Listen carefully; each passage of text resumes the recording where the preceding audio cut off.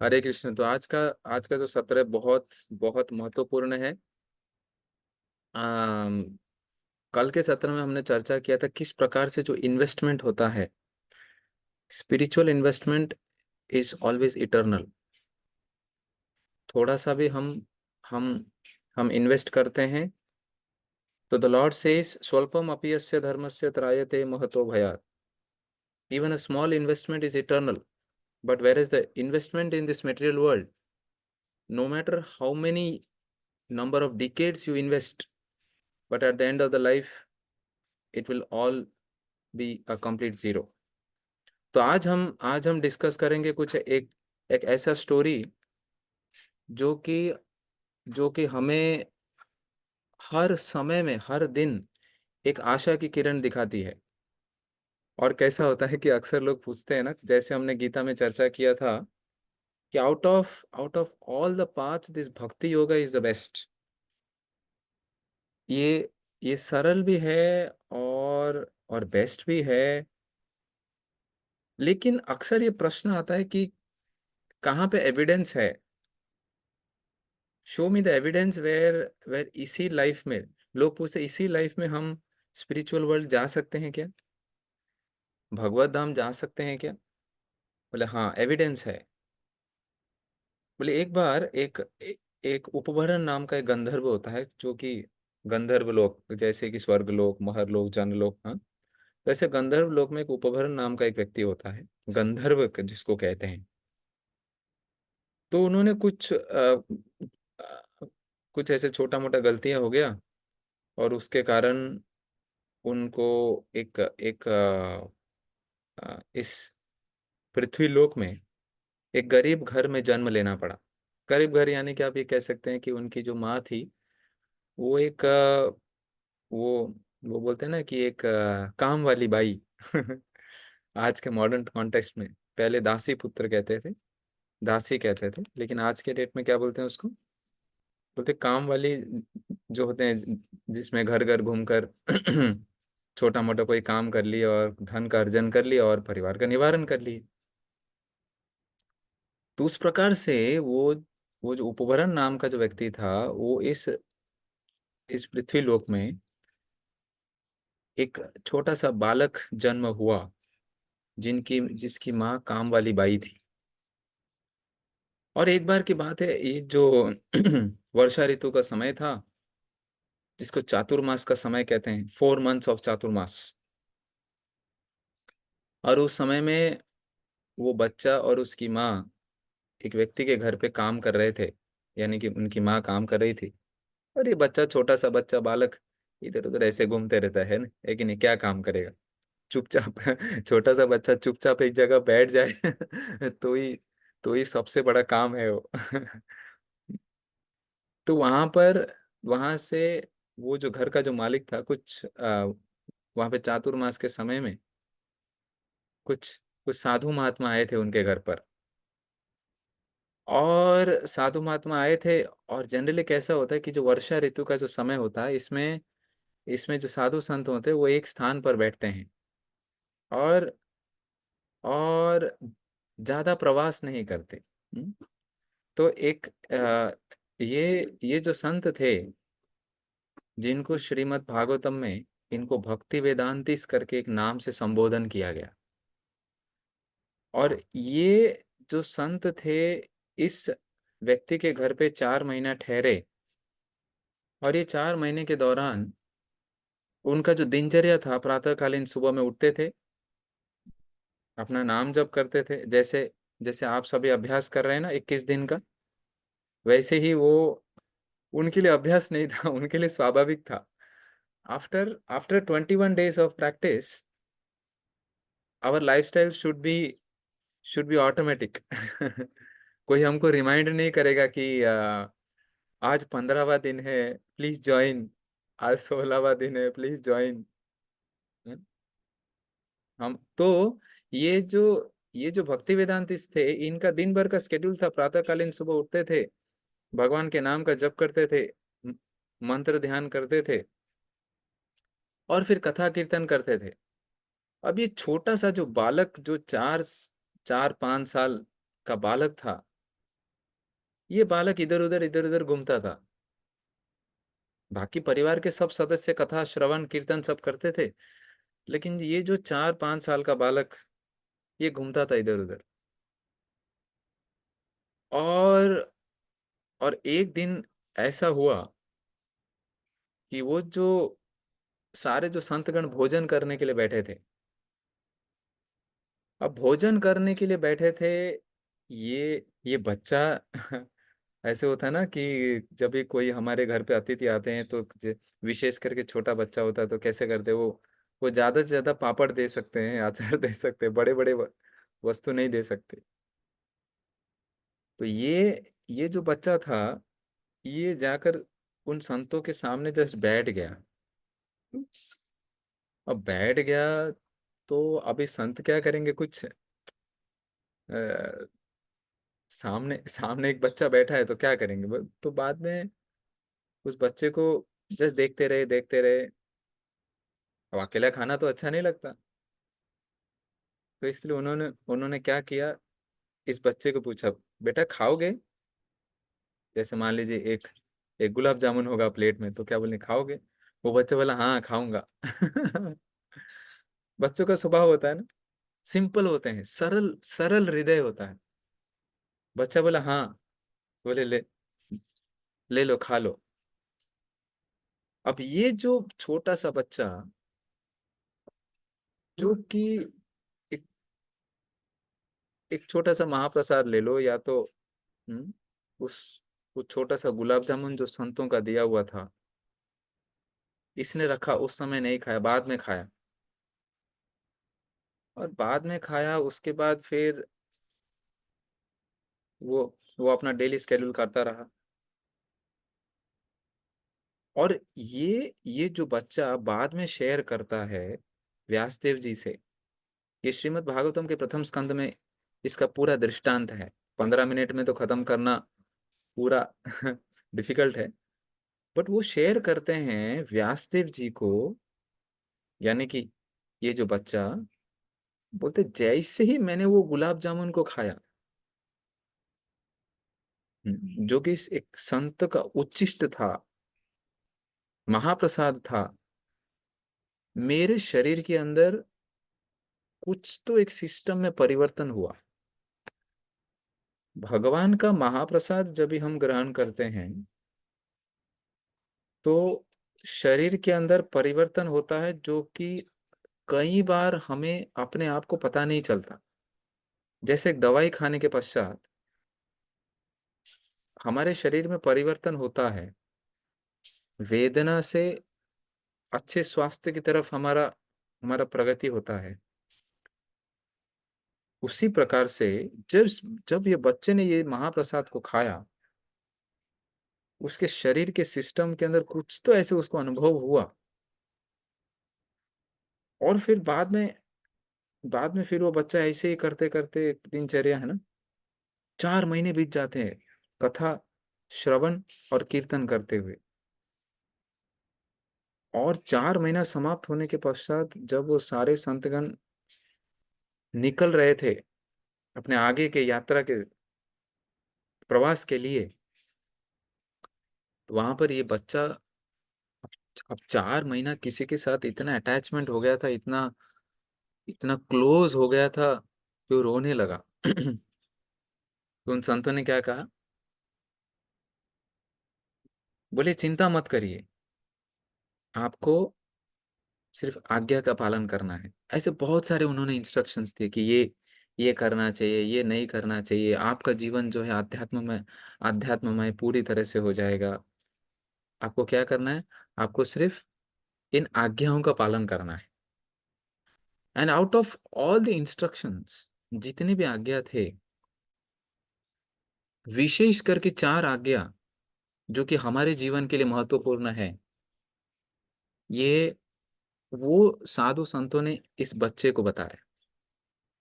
बोले सबसे पहला आज्ञा क्या था, सबसे पहला आज्ञा ये है कि जब ये संसार में हमारे डेली रूटीन में जो कुछ भी हम भोग वस्तु देखते हैं, उस वस्तु को भोग करने की प्रवृत्ति से ना देखो, उपयोग करने की प्रवृत्ति से देखो। संसार के वस्तुओं का उपभोग नहीं करना है, उपयोग करना है, नंबर वन। दूसरा, बोले कि जो हम हवा फूंकते हैं ना, जैसे कि चूल्ही होता है ना, गांव में चूल्हा होता है जिसमें जिसमें रेगुलरली आपको हवा फूंकना रहता है, आग आग प्रज्वलित करने के लिए। अभी तो सब लाइटर और एलपीजी सब आ गया है, लेकिन चूल्हा के अंदर यदि आपको आग बढ़ाना है तो आपको वो नली के माध्यम से आपको फूंकना पड़ता है। तो दूसरा इंस्ट्रक्शन दिए, बोले कि आपको यदि फूंकना होगा तो धुएं के ऊपर मत फूंको, आग के ऊपर फूंको। बोले अरे ये क्या? बोले यदि शक्ति, हमारे पास जितना भी शक्ति है ना, सीमित शक्ति है, वो शक्ति का उपयोग करना है।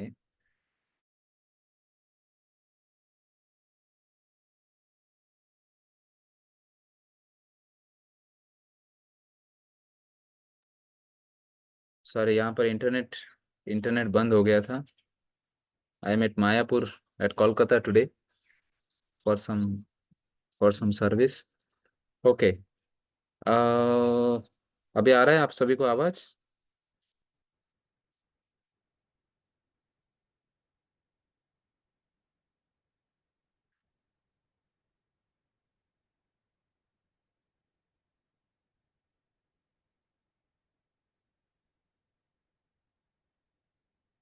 Is my voice clear?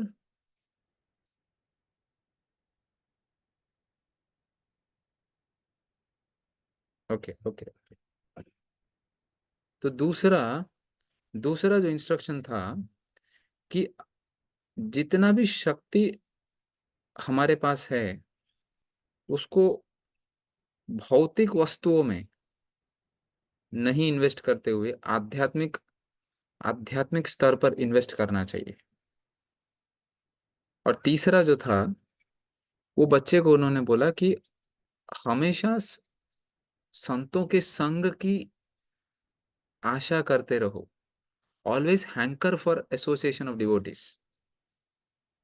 भक्तों के संग का इच्छा करते रहो, आतुरता होना चाहिए। और सबसे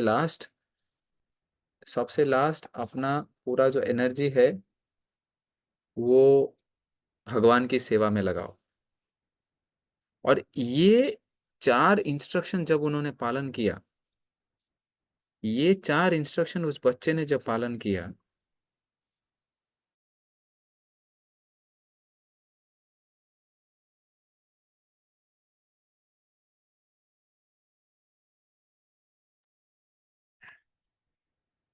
द लॉर्ड इज टेस्टिंग।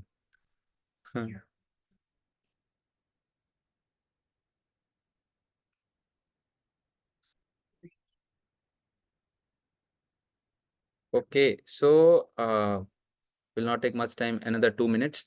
तो अब ये जो 4 महीने के बाद, 4 महीने के बाद जब ये सब संत चले गए, अब ये छोटा बच्चा वही प्रैक्टिस करता रहा, these instructions, determined onto the instructions of those saints, determined onto the instructions of those instructions which are based on scriptures। किसी भी साधु का इंस्ट्रक्शन हम पालन नहीं कर सकते, ध्यान से सुनिए। उस संतों का इंस्ट्रक्शन हम पालन कर सकते हैं जिसके जिसकी आज्ञाएं शास्त्र के आधारित पर हो। शास्त्र के आधारित पर जब वो आज्ञा का जब हम पालन करते हैं, तो ये बच्चा का क्या हुआ देखिए, डेस्टिनेशन। कुछ कारणवश उसके माँ की मृत्यु हो गई सर्प के धंसने से। Okay, people are asking fourth instruction is invest your energy into spirituality. भगवान को केंद्र में रखते हुए सारे कार्य करो। ओके, तो I repeat all the 4 instructions again. So सबसे पहला था, वस्तुओं को जब भी आप देखते हैं तो उपभोग करने की दृष्टि से मत देखो, उपयोग करने, use in the service of Krishna. Number 2, blow the air in the fire not in the smoke. उसका मतलब अपने पास जितनी भी शक्ति है उसको भौतिक वस्तुओं में इन्वेस्ट मत करो, स्पिरिचुअल वस्तुओं में इन्वेस्ट करो।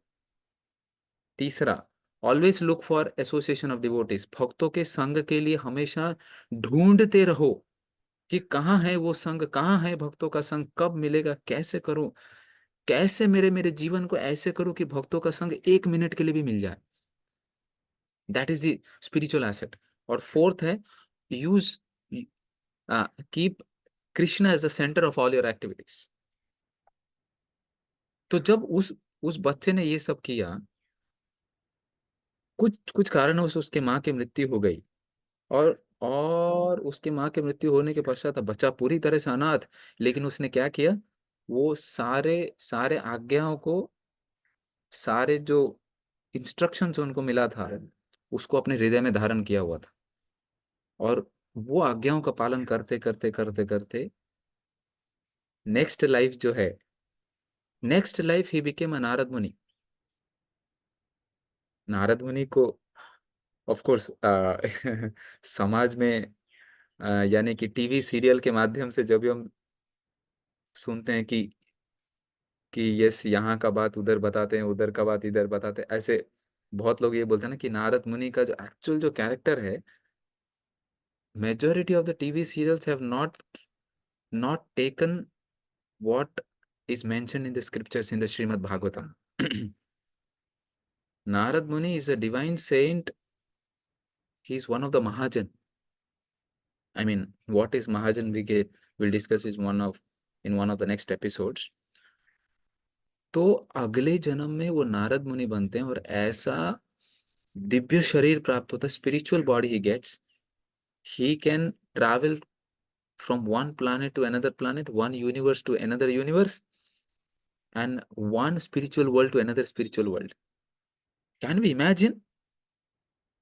क्या शक्ति है उस उन उन इंस्ट्रक्शंस में। Out of the prominent 4 instructions में इतना शक्ति है कि भगवान के नाम का जब आश्रय लेते हैं प्रतिदिन, वो सिर्फ हमारे एक दिन के स्केड्यूल को या तो एक दिन के चेतना को विकसित करने में सक्षम तो है, लेकिन उसके साथ ही साथ जीवन के अंतिम पड़ाव के बाद एक ऐसा आध्यात्मिक शरीर देने में सक्षम है जो कि फिर से इस इस लोक में जन्म मृत्यु जरा व्याधि से तो छुटकारा होगा ही होगा। लेकिन नारद मुनि एक ऐसा दृष्टांत है जो कि आध्यात्म जगत में भी इतने प्रचुर मात्रा में सेवा कर पा रहे हैं। Not only that, in the entire episode of Srimad Bhagavatam we see that Narad Muni has saved so many lives. Hmm? he could he could share that knowledge which he got from those saints to so many personalities. Hmm? तो इस प्रकार से ऐसे बहुत सारे दृष्टांत उस श्रीमद् भागवतम में है। और सी सी आवर गुड फॉर्च्यून, हमने गीता सार का श्रवण किया पिछले महीने, जब जन्माष्टमी था, भगवान कृष्ण का जन्म तिथि था। देन 21 डेज हमने प्रारंभ किया। आपको पता है कि ये महीने में श्रीमद् भागवतम, ये महीने में Shrimad Bhagavatam, let me, okay, now is my voice clear? ये ये जो महीना है, इस महीने में श्रीमद् भागवतम का प्राकट्य हुआ है। और ये ये जो भागवतम है, ऐसा एक दिव्य ग्रंथ है जिसमें बहुत सारे, जितने भी इंस्ट्रक्शंस भगवान कृष्ण ने अर्जुन को कहे थे, उसके सारे एविडेंसेस ये श्रीमद् भागवतम में है। 12 स्कंद, हम्म, जिसके और ये महीने में जो कोई भी लेते हैं, there is a special blessing if someone receives Shrimad Bhagavatam at his home, जिसका हम कल कल और परसों के सत्र में इस,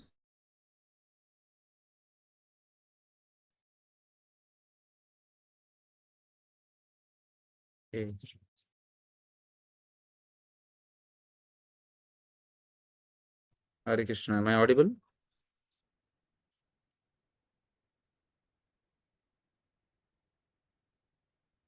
ओके। सो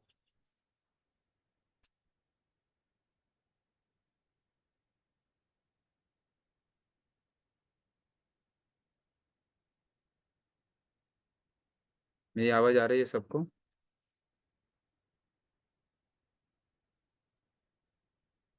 ओके, तो इसके बारे में हम आपको कल कल परसों के सत्र में